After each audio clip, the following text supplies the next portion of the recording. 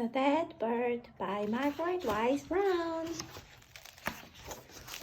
The dead bird was dead when the children found it. But it had not been dead for long. It was still warm and its eyes were closed. The children felt with their fingers for the quick beat of the bird's heart in its breast. But there was no heart beating. That was how they knew it was dead. And even as they held it, it began to get cold, and the limp bird body grew stiff, so they couldn't bend its leg, and the head didn't flop when they moved it. That was the way animals got when they had been dead for some time, cold dead and stone still with no heart beating. The children were very sorry the bird was dead and could never fly again, but they were glad they had found it, because now they could dig a grave in the woods and bury it. They could have a funeral and sing to it the way grown-up people did when someone died. So they took it out in the woods and they dug a hole in the ground.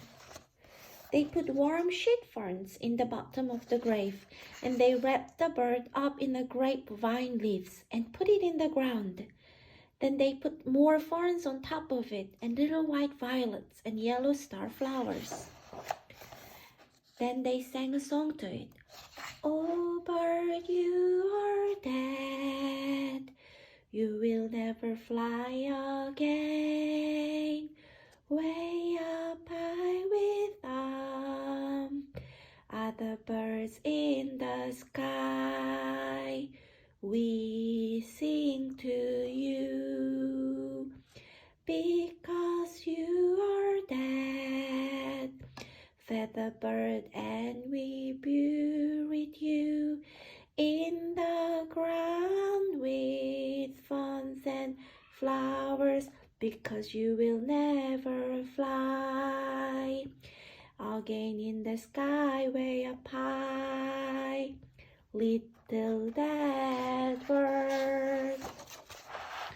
Then they cried because their singing was so beautiful and the fern smelled so sweetly and the bird was dead. They put dirt over the bird as they sang, and then they put more ferns and flowers and a gray stone on top of the dirt. On the stone they wrote, "Here lies a bird that is dead." Around the stone they planted white violet plants and wild geraniums. Only the geraniums faded. And every day until they forgot, they went and sang to their little dead bird and put fresh flowers on his grave. The end.